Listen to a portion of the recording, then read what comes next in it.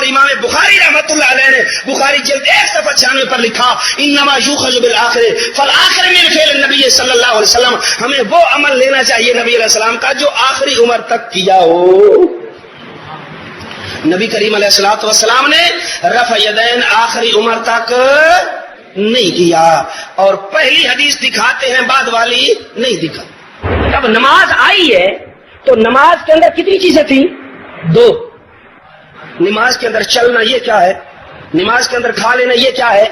عادت، یہ کچھ عادات تھی اور کچھ عبادات تھی۔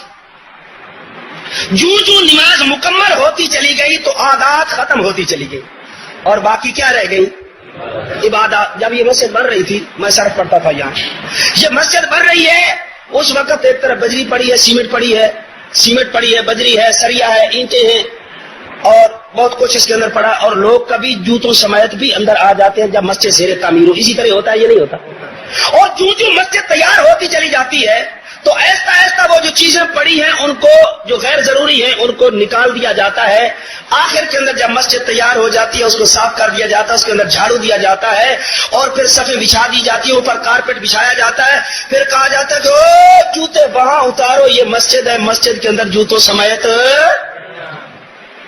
اور کوئی اب اگر حوالہ دے دے، دیکھو جی 1 سال پہلے یہاں جوتے آتے تھے اور اب جوتوں سے منع کر دیا گیا، یہ کون سا مسئلہ ہے کہ پہلے آتے تھے، پہلے یہاں سیمنٹ پڑی تھی اب کیوں نہیں ہے، پہلے یہاں سریا پڑا تھا اب کیوں نہیں ہے، پہلے یہاں بجری پڑی تھی اب کیوں نہیں ہے؟ تو ہم کہیں گے اس وقت مسجد تیار ہو رہی تھی، اس وقت مسجد تیار ہو رہی تھی اور اب مسجد تیار ہو چکی ہے۔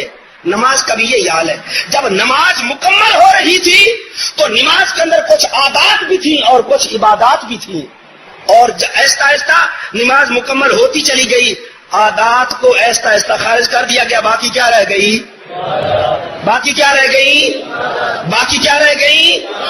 مجھے وہ کہتے ہیں بات آپ کی مجھے بڑی پسند ہے، لیکن مجھے کس طرح پتہ چلے گا کہ عبادت کون سی ہے، عادت کون سی ہے؟ میں نے کہا بات یہ ہے، اللہ رب العزت نے قرآن عزیز میں فرمایا اقم الصلاۃ لذکری، نماز کو قائم کرو میرے ذکر کے لیے۔ نماز کا جو رکن بھی ہے، جو عمل بھی ہے، نماز کے ہر عمل کے ساتھ اللہ نے ایک ذکر رکھا ہے۔ خیال کرنا ذرا، اللہ اکبر، یہ ہاتھوں سے ایک میں نے عمل کیا اور زبان سے ایک ذکر کیا۔ جس عمل کے ساتھ ذکر ملتا جائے گا وہ عمل عبادت بنتی جائے گی، اور جس عمل کے ساتھ ذکر نہیں ہوگا وہ عبادت نہیں۔ وہ جو غیر ضروری ہیں ان کو نکال دیا جاتا ہے۔ آخر کے اندر جب مسجد تیار ہو جاتی ہے اس کو صاف کر دیا جاتا ہے، اس کے اندر جھاڑو دیا جاتا ہے اور پھر صفیں بچھا دی جاتی ہے، اوپر کارپیٹ بچھایا جاتا ہے، پھر کہا جاتا ہے کہ او جوتے وہاں اتارو، یہ مسجد ہے، مسجد کے اندر جوتوں سمیت۔ اور کوئی اب اگر حوالہ دے دے، دیکھو جی 1 سال پہلے یہاں جوتے آتے تھے اور اب جوتوں سے منع کر دیا گیا، یہ کون سا مسئلہ ہے کہ پہلے آتے تھے، پہلے یہاں سیمنٹ پڑی تھی اب کیوں نہیں ہے، پہلے یہاں سریا پڑا تھا اب کیوں نہیں ہے، پہلے یہاں بجری پڑی تھی اب کیوں نہیں ہے؟ تو ہم کہیں گے اس وقت مسجد تیار ہو رہی تھی، اس وقت مسجد تیار ہو رہی تھی اور اب مسجد تیار ہو چکی ہے۔ نماز کا بھی یہی حال ہے، جب نماز مکمل ہو رہی تھی تو نماز کے اندر کچھ عادات بھی تھیں اور کچھ عبادات بھی تھیں، اور آہستہ نماز مکمل ہوتی چلی گئی، عادات کو آہستہ خارج کر دیا گیا، باقی کیا رہ گئی؟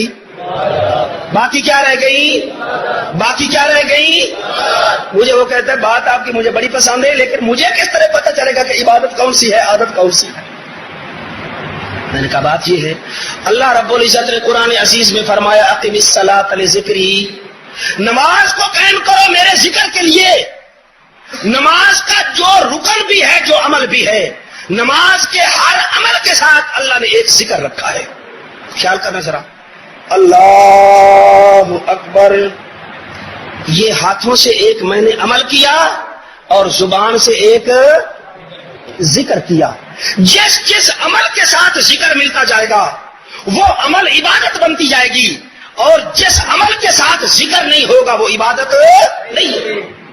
رکوع کے اندر ہم گئے، رکوع کے اندر جب پہنچے تو رکوع کے اندر گئے تو رکوع کی تسبیح الگ، اور جب رکوع کے لیے گئے ایک حالت سے دوسری حالت کے لیے منتقل ہوئے تو کیا کہا تھا ہم نے؟ اللہ اور جب اوپر کو گئے تو ایک حرکت کی اور ایک ذکر کیا، سمع اللہ لمن حمدہ، اور جب اللہ نیچے گئے تو ایک ذکر ہے اللہ اکبر، جب پیشانی زمین پر لگائی تو اللہ اکبر کی رے ختم ہو جانی چاہیے، اور چونکہ سجدے کا آگے ذکر الگ شروع ہو رہا ہے۔ اب نماز کے جتنے اعمال ہیں ان اعمال کے ساتھ دیکھیں کوئی نہ کوئی ذکر ضرور ہے۔ یہ بات اتنی سمجھ آ گئی بھئی آپ کو؟ اب جب رکوع کے لیے گئے تو عمل ہم نے دو، اگر رفع یدین کیا ہے، تو عمل دو کیے اور ذکر ایک کیا۔ عمل دو کون سے کیے؟ ایک تو رکوع پر گئے اور دوسرا کیا ہے نا، تو عمل کتنے ہو گئے اور ذکر کتنے ہوئے؟ اللہ اکبر، ذکر ہے ایک اور عمل، اب یہ ذکر ایک عمل کے ساتھ لگے گا، دوسرا عمل ذکر سے خالی رہ جائے گا۔ اور یہ اللہ اکبر رکوع جانے کے لیے ہے، یہ رفع یدین کے واسطے ہے، تو ان کو تکبیرات انتقالات کہا جاتا ہے۔ اللہ اکبر ان تکبیروں کو تکبیرات انتقالات کہا جاتا ہے کہ ایک حالت سے دوسری حالت میں بدلنے کے لیے تکبیر کہی جاتی ہے، تو یہ تکبیر رکوع جانے کے ساتھ لگتی ہے، رفع یدین کے ساتھ۔ رفع یدین بغیر ذکر کے رہ گیا کہ نہیں رہا بھائی؟ رہ گیا۔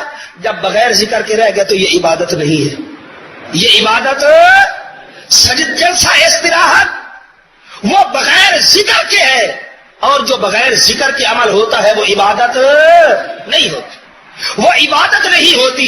ایک عمل ذکر والا، اور ہمارے اوپر سوال کرتے ہیں کہ تم وطروں کے اندر کیوں کرتے ہو رفع یدین؟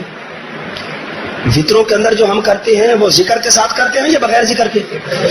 تو وہ عبادت ہوئی یا عادت ہوئی؟ عبادت ہوئی یا عادت ہوئی؟ عبادت ہوئی۔ اور عید کی تکبیروں کے ساتھ ہم رفع یدین کرتے ہیں۔ جب میں روایت پڑھتا ہوں مالی اراکم رافی ایدیکم کانہا ذناب خیل شمس اذکروا فی الصلاۃ، نبی کریم علیہ السلام نے فرمایا مجھے کیا ہو گیا، میں دیکھتا ہوں تمہیں اپنے ہاتھوں کو اس طرح اٹھا رہے ہو جس طرح مست گھوڑے دمے مارتے ہیں۔ اذکروا فی الصلاۃ، نماز کے اندر سکون اختیار کرو، نماز میں سکون اختیار کرو۔ اس وقت کہتے ہیں دیکھو جی اگر یہ مست گھوڑوں کی دموں کے ساتھ رفع یدین کو تشبیہ دی گئی ہے تو تم بھی تو عید کی تکبیروں کے اندر مست گھوڑے بنے ہوئے ہوتے ہو یا نہیں ہوتے ہو؟ میں نے دو جواب لکھے توفیق حدیث کے اندر اس کے۔ میں نے پہلی بات کی ہے کہ سال کے بعد جو ہاتھ ہلایا جائے اس کو مست گھوڑوں کی دم کے ساتھ تشبیہ نہیں دی جا سکتی، کیونکہ مست گھوڑا جو ہوتا ہے وہ اکثر ہلاتا رہتا ہے، جو سال بعد ہلائے وہ مست ہوتا ہی نہیں ہے۔ سال بعد ہلانا کوئی مستی نہیں، مستی تو یہ ہے کہ ہر وقت ہلاتا رہے۔ دوسرا یہ کہ ہم جو رفع یدین عید کے اندر کرتے ہیں تو ہر تکبیر کے ساتھ ہمارا ذکر ہوتا ہے، ہر تکبیر کے ساتھ، اور جو مع ذکر ہو رفع یدین وہ عبادت ہے، اور جو ذکر سے خالی ہو وہ کیا ہے؟ وہ عادت ہے۔ اب رفع یدین کی حدیثیں آ رہی ہیں کرنے کی بھی چھوڑنے کی بھی، یہ اتنے چلاک ہیں، کرنے والی دکھاتے ہیں چھوڑنے والی نہیں دکھاتے۔ میں نے اسے کہا بخاری اٹھاؤ صفحہ 102 پر کرنے کی حدیث ہے، صفحہ 114 پر چھوڑنے کی حدیث آ رہی ہے۔ مسلم اٹھاؤ صفحہ 168 کے اوپر کرنے کی آ رہی ہے، صفحہ 181 کے اوپر منع کی حدیث آ رہی ہے۔ اور ابو داؤد اٹھاؤ صفحہ 105 پر کرنے کی آ رہی ہے، اور صفحہ 109 پر چھوڑنے کی حدیث آ رہی ہے۔ ترمذی اٹھاؤ صفحہ 35 کے اوپر پہلے کرنے کی ہے بعد میں نہ کرنے کی ہے۔ محدثین پہلے حضور کی زندگی پہلی زندگی کا عمل درج کرتے ہیں، بعد میں بعد والی زندگی کا عمل درج کرتے ہیں۔ اور امام بخاری رحمۃ اللہ علیہ نے بخاری جلد 1 صفحہ 96 پر لکھا انما یؤخذ بالآخر فالآخر من فعل النبی صلی اللہ علیہ وسلم، ہمیں وہ عمل لینا چاہیے نبی علیہ السلام کا جو آخری عمر تک کیا ہو۔ نبی کریم علیہ الصلوۃ والسلام نے رفع یدین آخری عمر تک نہیں کیا، اور پہلی حدیث دکھاتے ہیں بعد والی نہیں دکھا۔ تیسرا مسئلہ